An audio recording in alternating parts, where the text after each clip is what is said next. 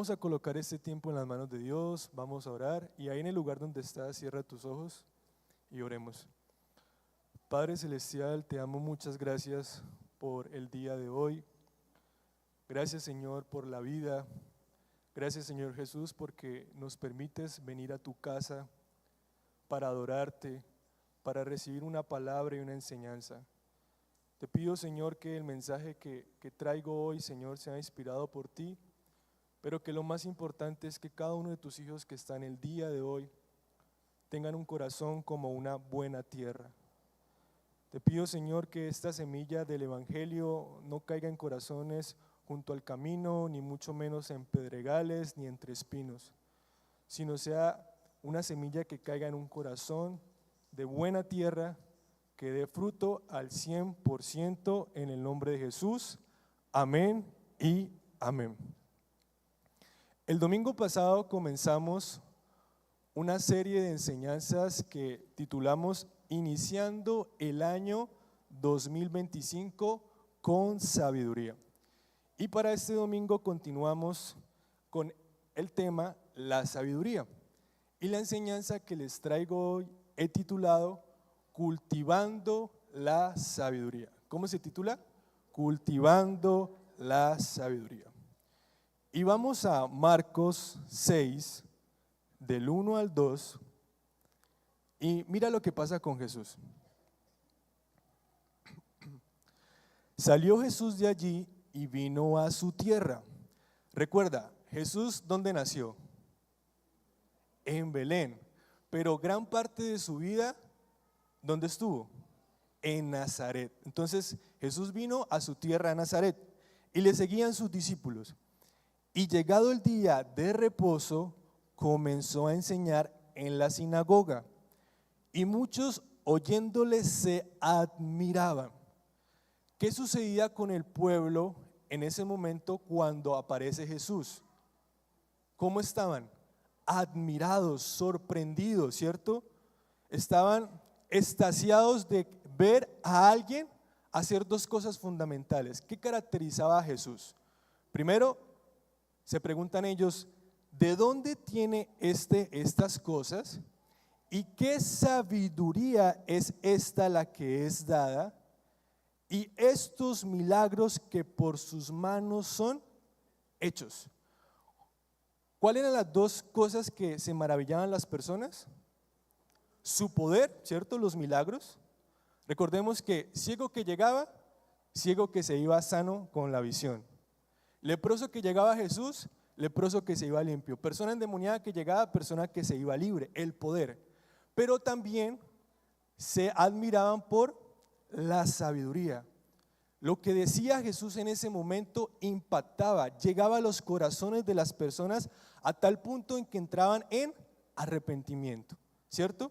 Entonces, vemos que Jesús recibió la unción del Espíritu Santo a los 30 años de edad. Y a partir de esa edad, a partir de los 30, es donde empieza su ministerio. Entonces, observábamos el domingo pasado que Jesús convierte el agua en vino, ¿cierto? Que Jesús sana la fiebre de la suegra de Pedro, que Jesús limpia a los leprosos, que Jesús libera a las personas endemoniadas por el diablo, y se empieza a extender la fama de Jesús por todo Jerusalén. Pero recuerda, no solo es la fama de lo poderoso que era, sino también es la fama de lo sabio que era Jesús. Entonces, Jesús a los 30 años fue ungido por el Espíritu Santo para hacer milagros. Pero veamos a qué edad Jesús empieza a convertirse en sabio. Y para ello vamos a Lucas 2:40 y dice así: y el niño crecía y se fortalecía y se llenaba de sabiduría y la gracia de Dios era sobre él. ¿De qué se llenaba Jesús? ¿Y a qué edad se llenaba de sabiduría? Cuando era niño. Pero aquí hay algo extraño, porque Jesucristo, nuestro Señor Jesús, es la sabiduría, llenándose de sabiduría. ¿Cómo así? Recuerda que la Biblia nos indica que Jesús estuvo desde el principio de la creación. Cuando Dios creó todo, Jesús estaba con él. Y Dios todo lo creó con sabiduría, no solo con poder. Con poder claramente hizo las maravillas que conocemos, ¿cierto? Pero con sabiduría lo planeó. ¿Cuánto duró la planeación de Dios en la creación de la tierra? 7 días, ¿cierto? Él lo hizo con sabiduría, pero con poder hizo las maravillas. ¿Qué hizo? Creó la luz, separando la luz de las tinieblas, lo que conocemos como día y noche. Separó las aguas del firmamento, lo que conocemos como los cielos. Creó los mares y la tierra seca. Creó las lumbreras, el sol, la luna, las estrellas. Creó los animales. Creó al ser humano, ¿cierto? Semejante a Dios. Y en el 7º día, ¿qué hizo Dios? Descansó, reposó. Pero acá hay algo interesante que Dios nos quiere decir en esta mañana. En esa planeación, al último día, Dios evaluó su plan. Dijo, voy a evaluar el plan. Y mira lo que dice Génesis 1:31. Y vio Dios todo lo que había hecho, y he aquí que era bueno en gran manera. Dios lo hizo, y lo hizo bien hecho. Dios hizo al hombre perfecto. Hoy en esta mañana Dios te quiere decir que el Padre Celestial te hizo a ti perfecto, te hizo bien hecho, te hizo en gran manera. Y tu plan para este año 2025 tienes que evaluarlo. Tienes que preguntarte, ¿será que en este año lo que estoy planeando va acorde o conforme a la voluntad de Dios? ¿Será que el plan que estoy haciendo me indica que voy por los mandamientos y los principios de Dios o se está desviando? Tienes que evaluar como Dios evaluó su plan, ¿cierto? Y Juan 1:1 nos enfatiza más de que Jesús estuvo en el principio con Dios. Mira lo que dice. Juan capítulo 1, verso 1. En el principio era el Verbo, y el Verbo era con Dios, y el Verbo era Dios. En otras traducciones bíblicas reemplazan el verbo por palabra o promesa. Quedaría así: en el principio era la palabra o la promesa, el verbo era la promesa era con Dios, y la palabra o la promesa era Dios, ¿cierto? Pero en ese mismo capítulo, en el verso 14 más adelante, la Biblia nos muestra quién es ese verbo, quién es esa palabra, quién es esa promesa. Y dice así: y el verbo se hizo carne. La promesa del Mesías se materializó, se hizo humano, nuestro Señor Jesucristo, y habitó entre nosotros, y vimos su gloria, vimos su poder, vimos sus milagros, vimos sus prodigios, pero también vimos su sabiduría, gloria como del unigénito del Padre, el Hijo de Dios, lleno de gracia y de verdad. Y este paréntesis que nos deja ver que Jesucristo es la sabiduría, llenándose de sabiduría, veamos a qué edad lo hizo.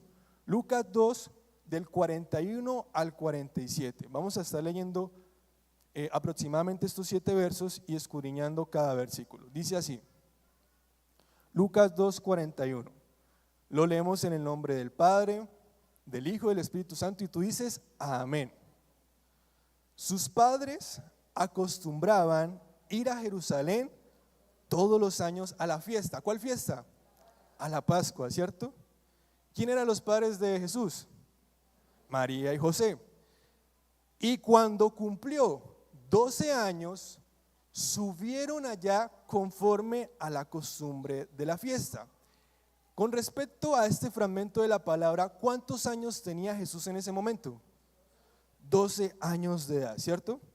Y cuando los padres de Jesús se retiraron de esa fiesta de la Pascua, Jesús tomó una decisión. Decidió quedarse en Jerusalén. Y los padres, María y José, a los 3 días dijeron, nos falta alguien. Y regresaron en búsqueda de Jesús. Cuando lo encuentran de regreso en el versículo 45 dice, al no hallarle, volvieron a Jerusalén buscándole. Y aconteció que después de ¿cuántos días? Después de 3 días. ¿Te imaginas tú, padre de familia, que vayas a tal ciudad de Colombia y que se quede tu hijo? Eso me hace recordar a la película de Navidad, Mi Pobre Angelito, ¿cierto? Que la familia estaba generando un plan, haciendo un plan para viajar ¿a dónde? ¿Sí recuerdan la primera película? Para Europa, ¿no? Imagínense, para Europa. Y el niño se queda en casa. Esto estaba sucediendo aquí en la Biblia. Jesús se queda en Jerusalén. La pregunta es, ¿qué se queda haciendo Jesús? ¿Qué estará haciendo Jesús? ¿Qué estará haciendo un niño de 12 años de edad? Podríamos hacer una analogía con nuestros hijos, ¿no? Pues lo más probable es que un niño en una ciudad tan grande como Jerusalén, ¿cierto? Una ciudad, pongamos, tan grande como Bucaramanga, ¿qué estará haciendo un niño?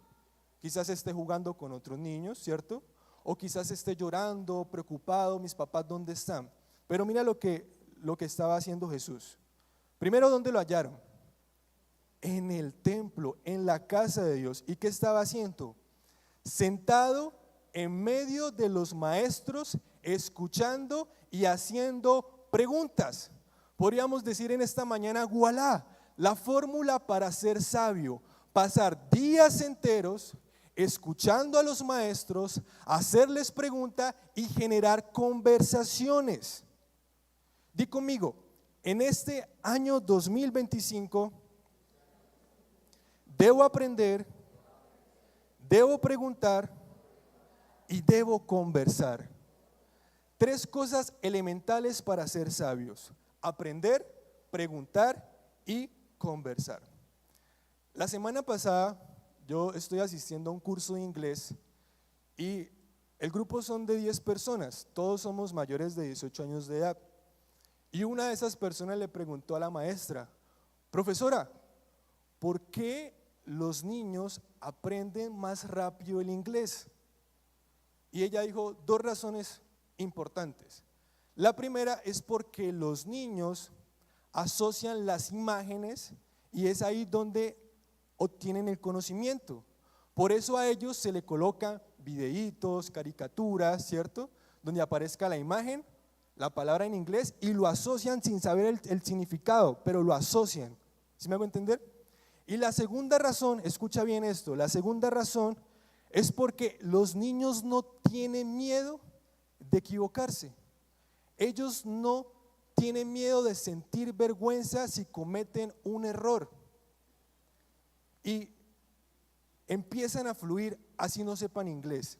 Y cuando ellos empiezan a hablar inglés, ahí el maestro o la maestra le dice: oye, así no se dice, estás pronunciando mal. Entonces el niño dice: así no se dice, voy a empezar a pronunciarlo bien. Pero no tienen miedo de equivocarse, no tienen vergüenza. Y no sé si a ti te haya pasado, pero cuando uno tiene un familiar pequeñito, ¿cierto? Un niño, un primo, un sobrino, es bonito escucharlos hablar, ¿sí? Así hablen bien o lo digan mal, pero es bonito. Y recuerdo que mi mamá me decía que cuando yo era un hermoso bebé, como decía el pastor, un hermoso bebé, nosotros como niños queremos hablar y hablar y hablar y hablar. Y una de esas palabras que no pronunciaba bien era ventilador. En vez de decir ventilador, decía vilador.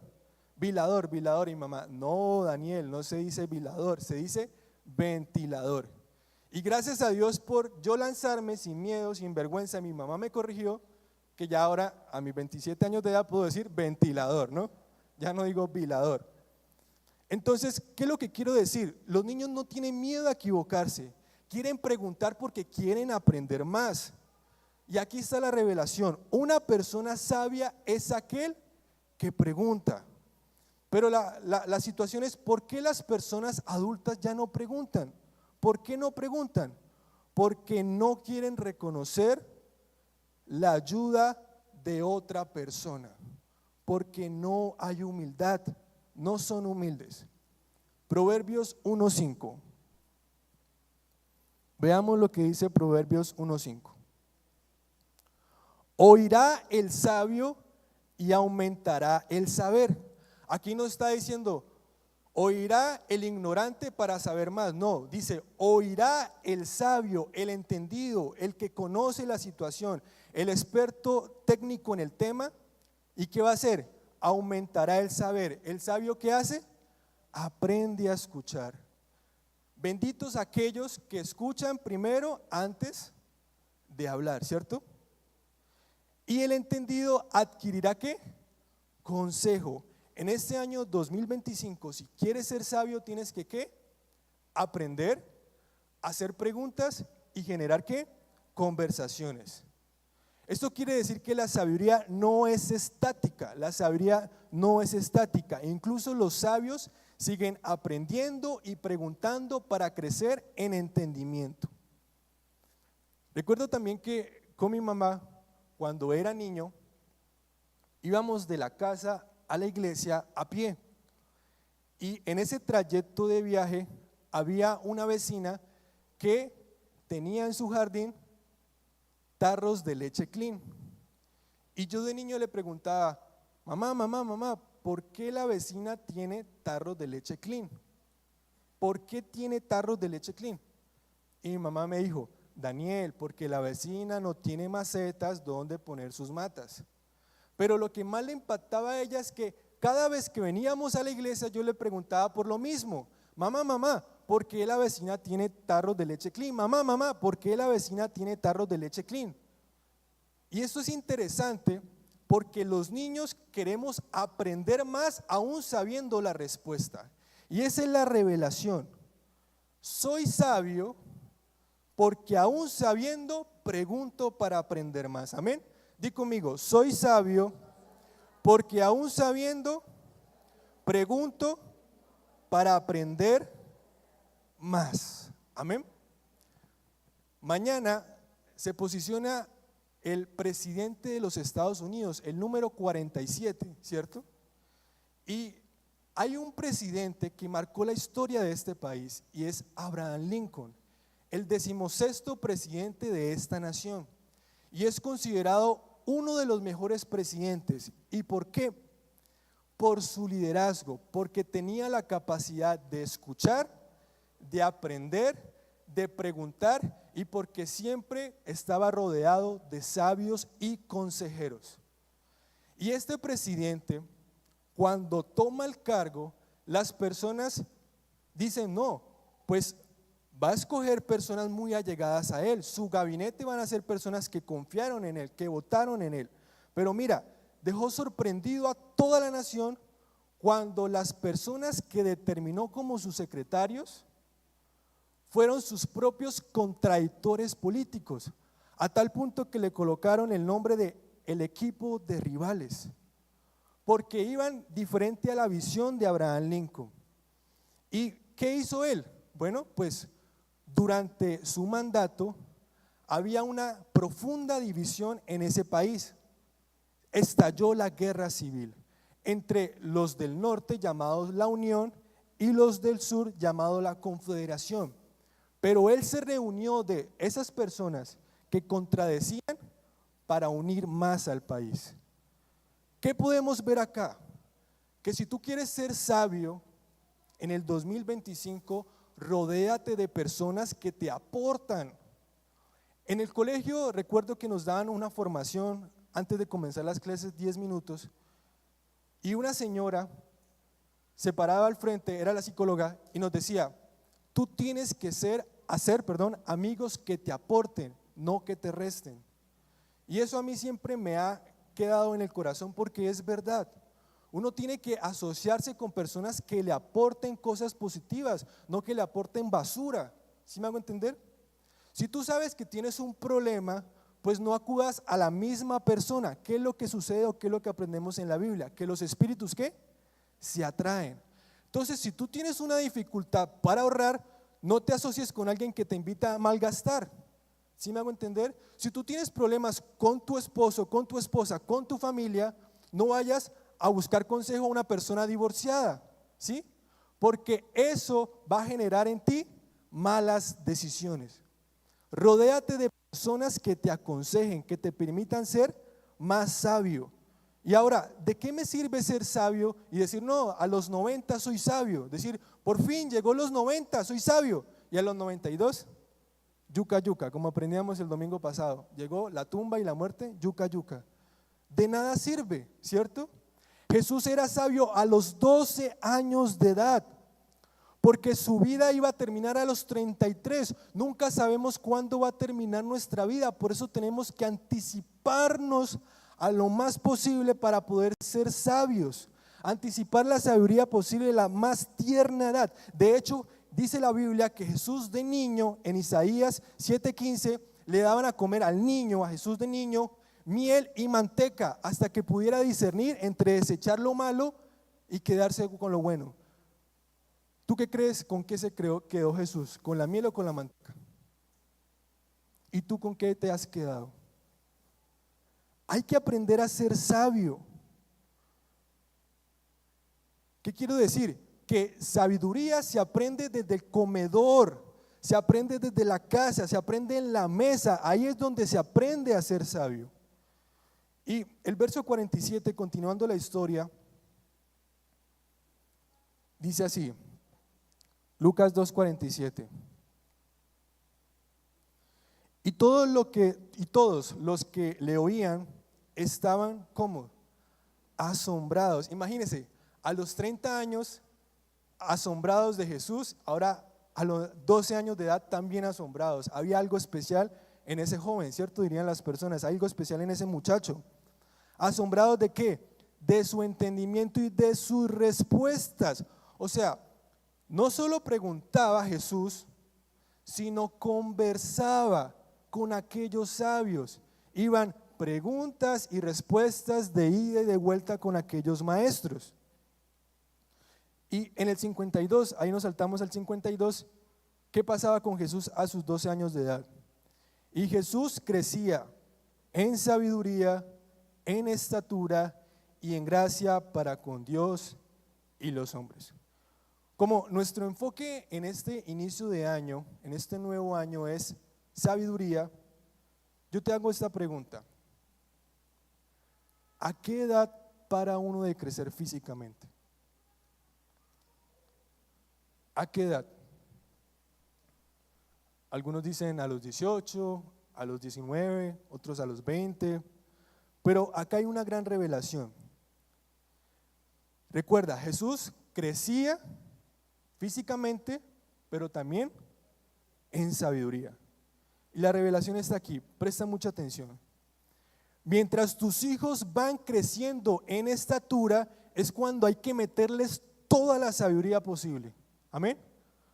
Cuando tus hijos están creciendo es donde tienes que enseñarle a vivir una vida correcta de acuerdo a la palabra de Dios.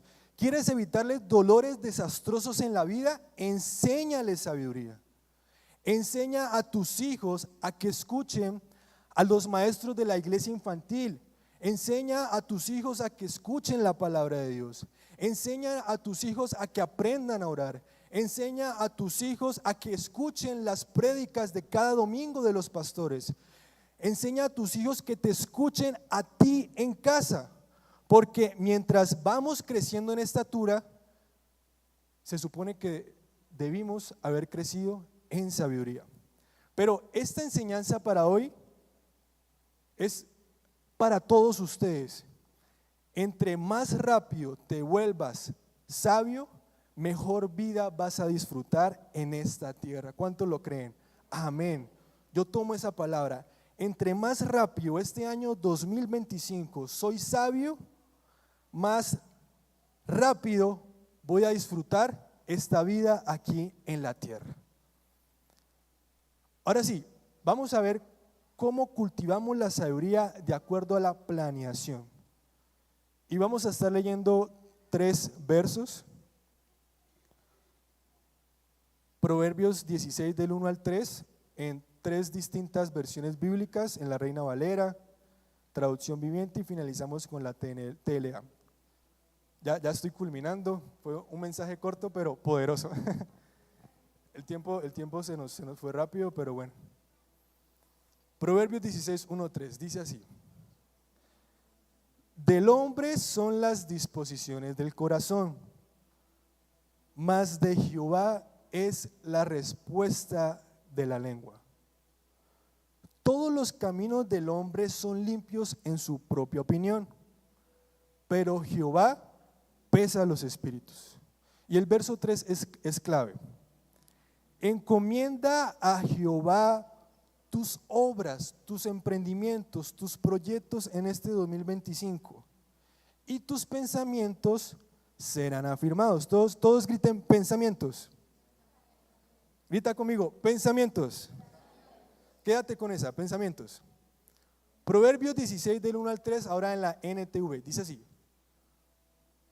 podemos hacer nuestros propios planes. Por supuesto que podemos hacer nuestros propios planes. Dios no se va a oponer a eso.